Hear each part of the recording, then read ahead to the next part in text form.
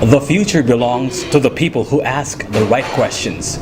I'd like to ask interesting personalities of Cebu the hard questions, the controversial questions, questions nobody's thought of asking. I've always gravitated to the latest news about philosophy, religion, science, and politics. Some people think those are very divisive topics. I beg to disagree. Nobody has a monopoly on life's big questions. For half an hour, I will try to dissect on how these people think and hopefully gain insight and understanding. Join me in asking the right questions right now.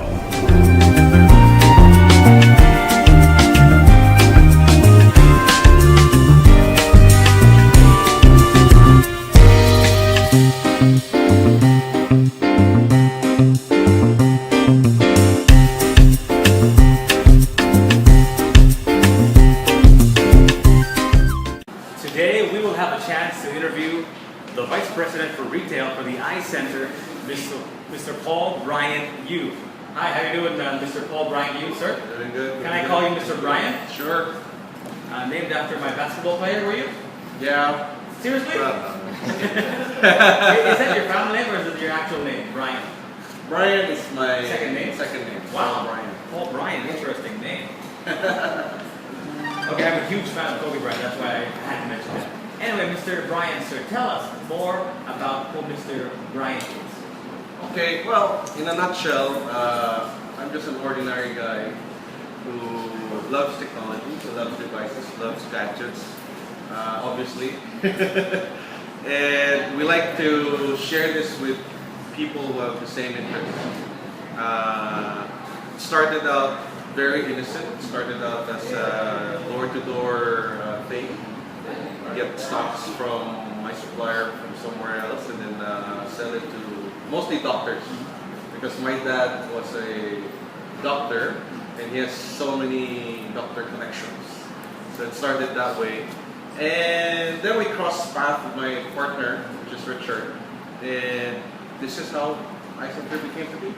You know, can you tell us a little bit more about even way before that? When you were a kid, did you ever dream of running a place like this, the Eye Center? Did you ever dream of selling technology?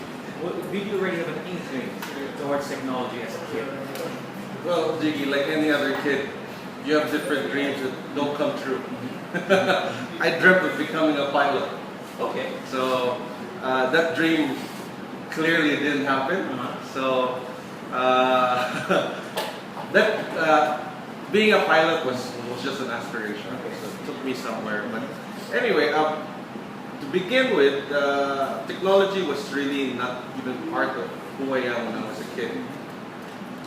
We're not the family who has all those cool gadgets at home or stuff like that. It's more of getting to play with common games or games like I don't know if you remember it, Super Mario.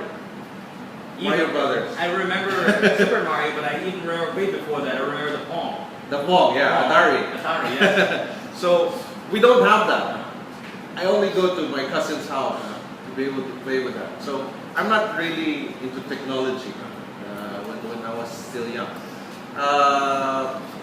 How technology got into me, I don't know, probably high school or college, probably, wherein I really got into the first-person game, the first-person shooting game, because I was really into shooting sports before, and then for me that was probably my way of practicing at home, the shooting game. So it was more of trying to buy my own computer, saving up all the allowances, and then finally got to buy a 286 computer. I don't know if you remember an old PC.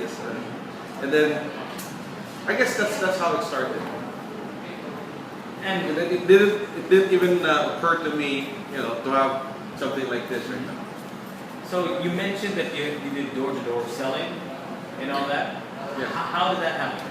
Well, it happened when Apple transitioned into using Intel as part of their.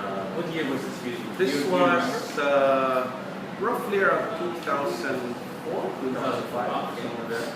And then the interest got me because I personally bought a MacBook Pro at that time. And then it was because of that purchase, I realized that, hey, now I can merge both the Mac and my gaming for the Windows. That's where how it really got started for me. And then soon after, I was walking around with my dad, going to his clinic, and that's when I realized, hey, maybe I can sell some to my dad's friends. So that's really how it started. Okay. Pretty straightforward. Yeah. So you just felt like there was a need for what you were doing, and eventually you Shared it. and then you came across your partner now. That's how you came up with, Yes. with this. So how old is the Eye Center, by the way? Eye Center started way back. It started with Richard as a sole owner. It started as DreamTech. Okay. It was an Apple's education reseller, so it caters only to the education market. And then it ventured into the retail business just, I would guess, 2005. And then this was just a small office in Footland. Everybody in Cebu knows Richard at that time. And then at that particular time, that's when also I was doing my door-to-door. Okay. And fortunately for me, I got into some of Richard's clients. And that's how we got to know each other, through common clients. Two Chinese guys trying to sell the same product, fighting over prices. You can't beat them, join them. Right? Yeah. So that's how I said to really. So that's how you came across your partner Richard, and the rest is history. You're also a father, because I just met your beautiful 6-year-old little boy over there. Our parents, my dad specifically, and my mom, sort of can use a computer, but my dad has cannot operate a computer, period. And our kids, in the meantime, are so good and so adept with technology, with the internet and all that stuff, with gadgets and all that stuff. My question here, Mr. Brian, is do you see a digital divide that's widening between us and our kids, and at the same time, our parents? How do you assess that digital divide that supposedly people are saying that exists between our parents and us and our kids? Well, yeah, definitely there is. Especially now with all these touchscreen devices. We don't have that in our days. Mm-hmm. We need a physical controller to control something as part of the game. Now what they can do is tilt here, tilt there, and then the game goes on by just tilting the device. So that divide really does exist. And the real challenge really is how to shorten or make that divide smaller. I really don't see it as a problem with the device. It's more of us being the problem. As a parent, I would say if we don't adapt or if we don't take time to know what the devices our kids are playing, you'll really have that divide. In anything, you'll really have that divide. So for me to be able to get rid or smallen that gap is play with the device that your kids have. So you're saying we should adjust to technology? Definitely. I'll give you a classic example. I have a 13-year-old, and he is in front of the computer all day, and when he gets home, he's still in front of the iPad. And I tell him straight, I actually almost scream at him every time. Drop the iPad and talk to me. Yeah. I always tell him that. Because the thing with technology is it is so beautiful, it is so enticing, it is so exciting, very colorful, so vivid, so clear, so three-dimensional that you can't help but play Play with with the it. thing. Yeah. And it sometimes is detrimental to your relationship with your child because your child does not even think about you anymore or does not even notice that you're around Yeah. because he's so engulfed with his little world of digital characters. How do you address that? Well, If you just adjust to it, that means, hey, I cannot talk to him physically, but like in front of him, maybe I'll tweet him. Is that what you're saying? But he's in front of you. could be. But no, my point is, you be the dad. You should have total control, right? But if you won't be able to get that connection with your kids through the device, then that gap widens. Definitely. Okay. So what I'm trying to say is, if your kid's playing, as you mentioned, the iPad or an iPad game, there's a lot of game in iPad where you can, get two iPads and then compete with each other Yeah, through right. the network. You can start with that. Once you have that, it's easy to talk about the game first, and then later progress into something more serious, like, you have a girlfriend now, son? Yeah, that's another thing. Some of the parents that I know of older kids who are already in their teenagers, Yeah. they actually don't ask their kids or their daughters and their sons whether they have girlfriends or boyfriends or not. They snoop around on their Facebook. Yeah. That's how people find out that your son or daughter already has a girlfriend. What are your thoughts on that? And doesn't that sort of Invading destroy privacy. the relationship between you and your daughter Yeah, if you're exactly. snooping around with Exactly. his or her Facebook? Exactly. So, yeah, it destroys the relationship, of course. See, that's the thing. If you don't go into Facebook yourself, and then you don't have a Facebook account, and then you just go or snoop onto your kid's account, you'll be surprised. But if you have your own Facebook account, tag your kid as your friend, and then Oh, they hate that. Dad, don't tag me. Maybe you create a false dad account. No, but that's how you can connect with the kids right now. You can't do the old-fashioned, stop what you're doing. I need to talk to you. They won't listen. They won't listen at all. So I guess that's just for me. I use technology to talk to my son. He's 6 years old. He doesn't listen to me without technology. So I'm imagining 10 years from now, good luck to me. Dad, can you just be your virtual self? Disappear from here. I know. Okay, on to more bigger things.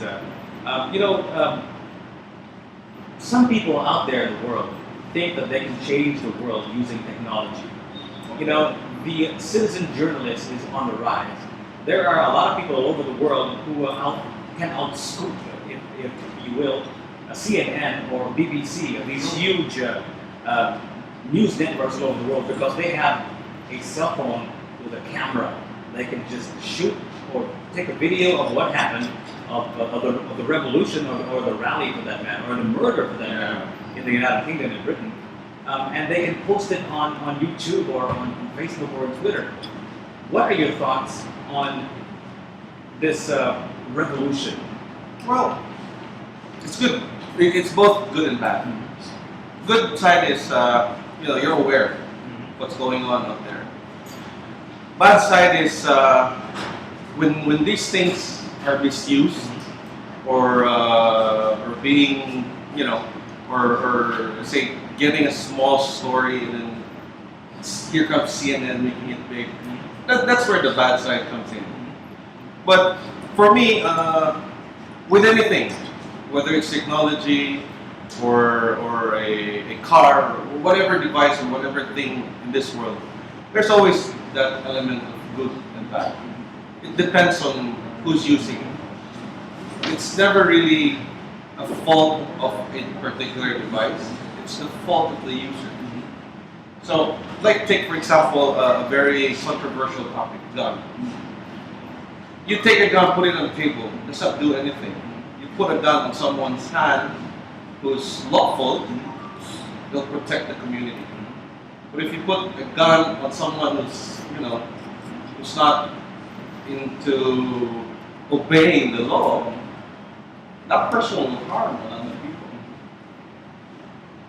So technology can. But what's your solution to in that situation? There's- For guns, because my solution to that is, of course, to control it.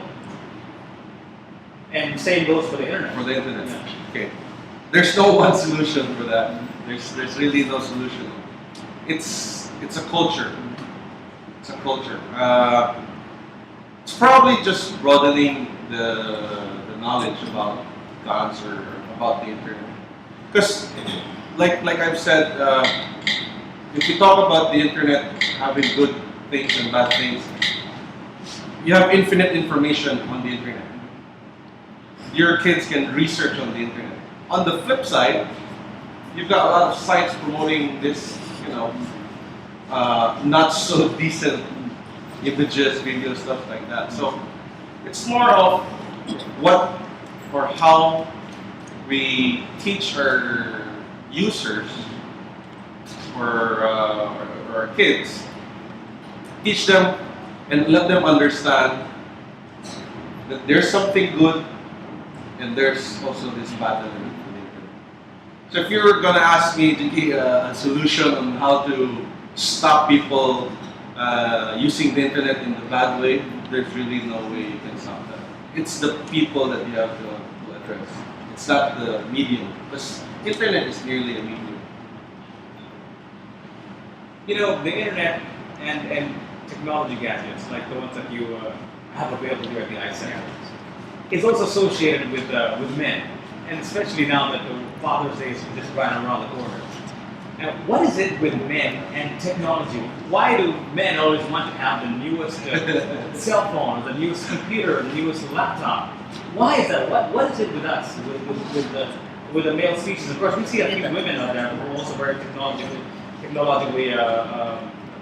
inclined, but mostly it's really the guys who buy it first. Why is that? Well, not for us. I see a lot of in our case, especially with the newer products, the sleek iPad Mini, it's the reverse now. There's more ladies or women who are inclined to buy those devices.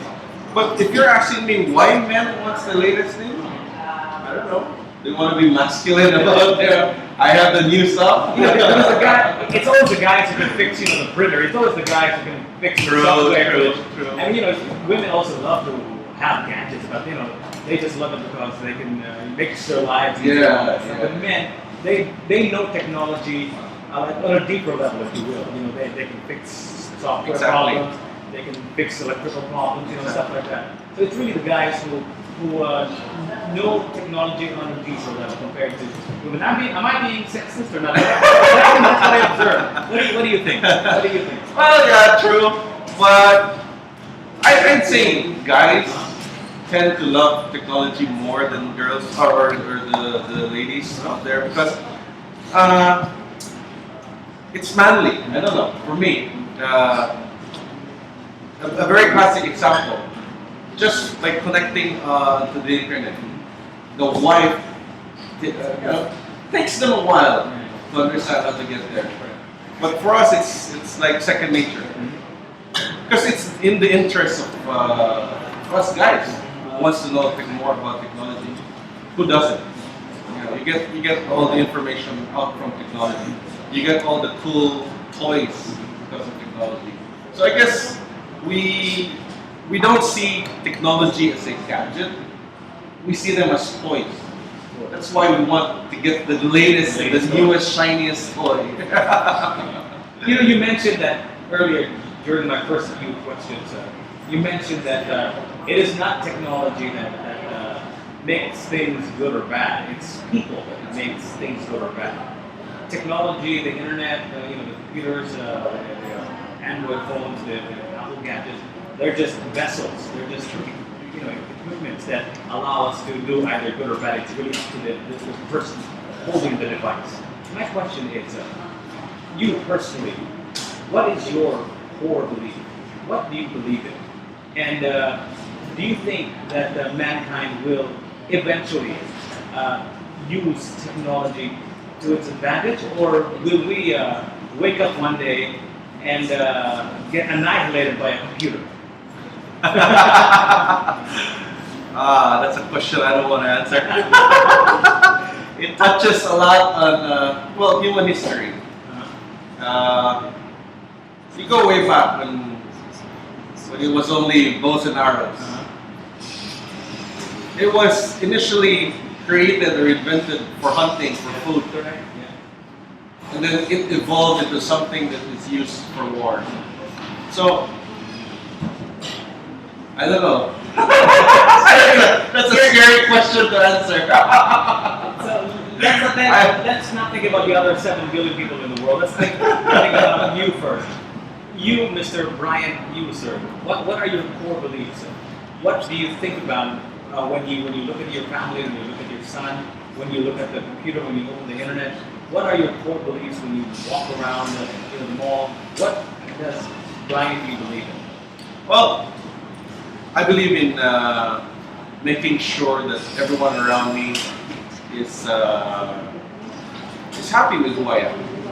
Is happy with what I do for them. I'm not really a type of person who wants to please everybody, but as much as possible, I would want everybody around me to be at least light-hearted to be with me, because I was brought up by my dad to be as friendly as possible, to be as accommodating as possible. So I guess I get those scores from my dad to be, a people person. Would you consider yourself a spiritual person? No. No. The internet is a vessel primarily used for pornography and religion. Those are the top 2 things that the internet is being used for. And even without the internet, those are the prevailing issues of mankind. Especially religion and of course and pornography as well. But my question is, before we wrap this interview, because I know you have to go, what trait of humanity do you think will prevail? And do you think this trait will allow us, our species, to become better individuals using technology? Or will we go the other way around and instead, wipe out our Well, yeah, to be completely honest with you, I think an equal balance is necessary, because as they say, if there's no bad, there's no good. So if there are no harmful things, we won't think of things that are preventing what harm can cause.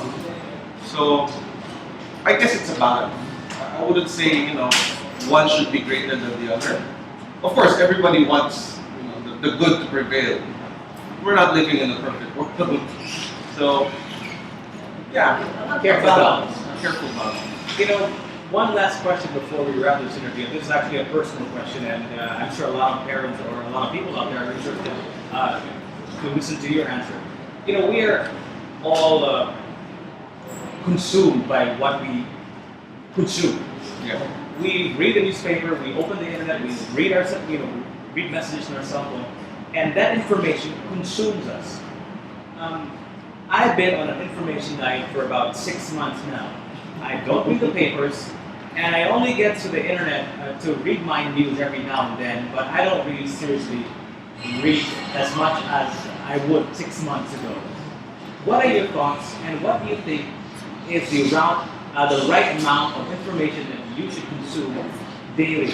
How much newspaper should you read? Excuse me. How many websites should you visit? And how much information should you consume in a day? What's your advice on that, sir? Well, depends on your profession. Depends on where you are in the industry. Because like for me, I have like 4 or 5 websites that I have to go to every day just to check on what's up with technology. But with all those things, I'd say, yeah, you're right. Control what you intake or whatever you're reading. Because if you read everything, you'd be confused what to believe. Because there's always two sides to a coin.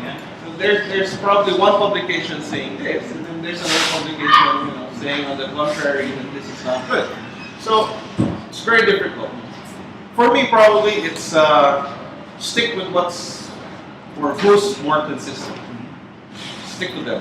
Read on what you think would probably help you as a person, and then on the business side, read on things that can probably change the course of what you're going to do as a business. Because if you read on everything, you're going to be great. 24 hours is not enough. So you're saying just read the relevant things to your life. Exactly. And then, that's what bookmarks are for, on your internet, on your Safari or in your browser. Only read things that are relevant to your life. Okay. Maybe I'll start reading stuff already. I my common question to everybody when I come across them in the gym or in the office, what's the news today? Because I don't know. Because I deliberately don't want to know because it doesn't concern me as much as other things. Anyway, you obviously have a beautiful store. This is where we're doing the interview. And we're in fact using some of your gadgets here that are available in the store. Tell us about what you have in store for fathers, because this will be shown and out on our YouTube channel in the next few days. Why don't you tell everybody out there planning to buy themselves or their dads some Father's Day gifts? Well, iCenter has almost anything and everything that a father would want. We have ranges of accessories for all your Apple products. So for those who already own an Apple product, we have casings, screen protectors, speakers, Bluetooth, or non-Bluetooth speakers also. We also have lessons for dads. For those dads who are not techy enough. If you have your devices with you already, we have guys specialized in teaching you or showing you the way of how to maximize your device, how to be able to make your Apple or your device that you have with you, worthwhile, rather than just going to Facebook every day. So we have specialists who can sit with you. You can spend an hour in our store. They'll walk you through what you can do, what you want to do, and what you want to get out of your device. Do you have a website that you can present, or maybe a Twitter or a Facebook account that they can log on to so that they'll know more about the iCenter? Well, we have my from our marketing is doing all the Facebook stuff, but it's really a Facebook page for getting to know what's new in iCenter. But if you want to get in depth about how to use your gadget, we'd really rather do it one-on-one. Okay, so you offer this for free? Yes, of course. People can come in, walk in anytime, ask questions. Bring your laptop, bring your device with you.